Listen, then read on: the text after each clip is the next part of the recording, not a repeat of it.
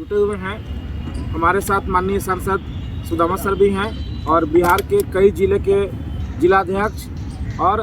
झारखंड के भी साथी यहाँ बैठे हुए हैं विश्व भारती जन सेवा संस्थान के। आज बहुत अच्छी भीड़ हुई गांधी मैदान में और यहाँ से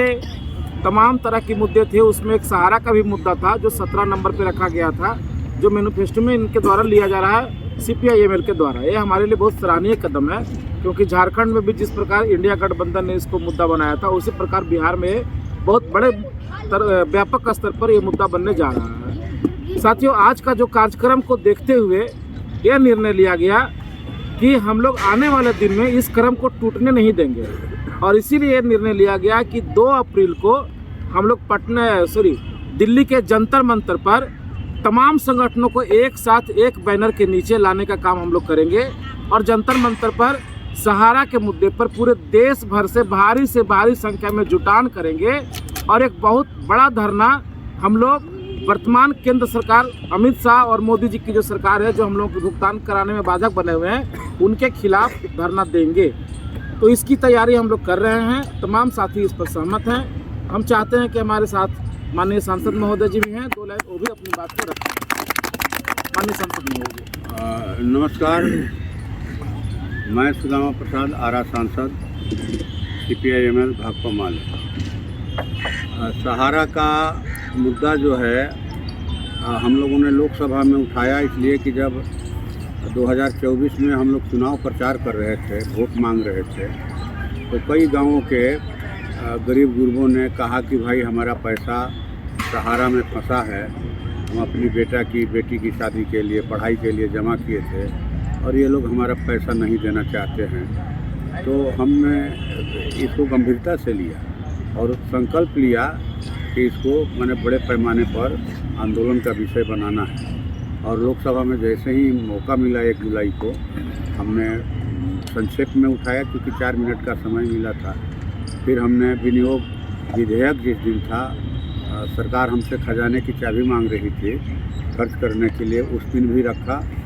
और कहा कि भाई आप ये पोर्टल का खेल बंद कीजिए और सहारा के मार्फत एजेंटों के जरिए जो है निवेशकों का पैसा आप दिलवाइए, पैसा ब्याज सहित मिले और जिन एजेंटों या निवेशकों की मौत हुई है उनको 10 लाख का अतिरिक्त मुआवजा दिलवाया जाए। अगर सरकार इसमें विफल होती है तो ये समझा जाएगा कि कंपनी राज पूरी तरह से यहाँ हावी हो गया है। मोदी जी की सरकार नहीं चल रही है बल्कि कंपनी का राज चल रहा है, जिस तरह से अंग्रेज़ों के सत्ता में आने के पहले हुआ था। तो हम लोग तो ये चाहते हैं और कई राज्यों में सहारा के निवेशकों का और एजेंटों की बैठक हुई, सम्मेलन हुआ, जैसे तेलंगाना राज्य का, आपको झारखंड राज्य का, इसके बाद आपको बिहार राज्य का पटना में। तो लेकिन सबकी सहमति है कि लोकसभा के अंदर उठे ये सवाल, विधानसभा के अंदर उठे सवाल, लेकिन इस सवाल का हल जो है सड़कों पर होगा और तमाम निवेशकों को, एजेंटों को इसमें शामिल होकर ठीक उसी तर्ज पर जिस तरह से तीनों कृषि कानूनों को वापस कराने के लिए, अपनी खेती और ज़मीन बचाने के लिए जो सरकार, मोदी सरकार अडानी अंबानी के हवाले करना चाहती थी, देश में भूख के व्यापार को बढ़ावा देने के लिए, उसी तर्ज पर, बल्कि कहिए कि मैंने उनसे सीख लेते हुए, उनकी प्रेरणा से हम लोग यहाँ इस एजेंडे पर अपनी मांगों को मनवाने के लिए, अपना खून पसीने का पैसा वापस कराने के लिए हम लोग सड़कों पर भी आंदोलन करेंगे। और जब बजट सत्र शुरू हो गया है, अभी 14 फरवरी से 9 मार्च तक स्थगित है सदन, फिर 10 मार्च से शुरू होगा और 5 अप्रैल तक चलेगा। तो इसी दरमियान 2 अप्रैल को पूरे देश के सहारा निवेशक, देश के सहारा एजेंट 2 अप्रैल 2025 को नई दिल्ली के जंतर मंतर पर सदन के, पार्लियामेंट के सामने जो है 1 दिवसीय धरना प्रदर्शन करेंगे और अपनी मांगों को ज़ोरदार तरीके से उठाएंगे कि सरकार उनका पैसा दे। मेहनत का पैसा है, खून पसीने का पैसा है, पेट काट करके जमा किया गया पैसा है सहारा में, इसलिए उनकी मांगों को सरकार संवेदनशील होकर के पूरा करे और जो कहा जाए कि माने दुख पसरा हुआ है सहारा निवेशकों और एजेंटों के घरों में,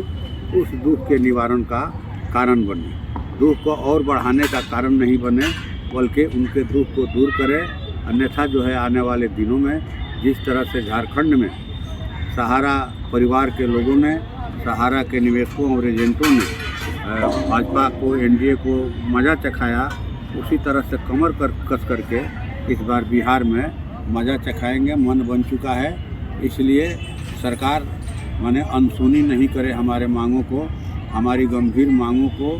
वो सरकार हल्के में न देखे। हम लोग पैसा लेकर रहेंगे, पैसा दिलवा कर रहेंगे, चाहे इसके लिए जो भी हम लोग को करना पड़े, सदन के अंदर आवाज़ उठाना पड़े या सड़कों पर लोकतांत्रिक तरीके से, संवैधानिक तरीके से, शांतिपूर्ण तरीके से हम लोग को धरना प्रदर्शन करना पड़े, हम लोग करेंगे और अपना पैसा लेकर रहेंगे। नमस्कार, धन्यवाद। और ये अपील पूरे देश के सहारा निवेशकों से, एजेंटों से कि आप 2 अप्रैल को नई दिल्ली के जंतर मंतर पर भारी तादाद में जुटे, अपनी एकता का परिचय दें, क्योंकि ये लोग समझते हैं कि हम बिखरे हुए हैं, हम उनसे अपना पैसा नहीं मांग सकते हैं, हमारी आवाज़ जो है बिखरी हुई है। इसीलिए आप तमाम साथियों से निवेदन है कि आप 2 अप्रैल 2025 को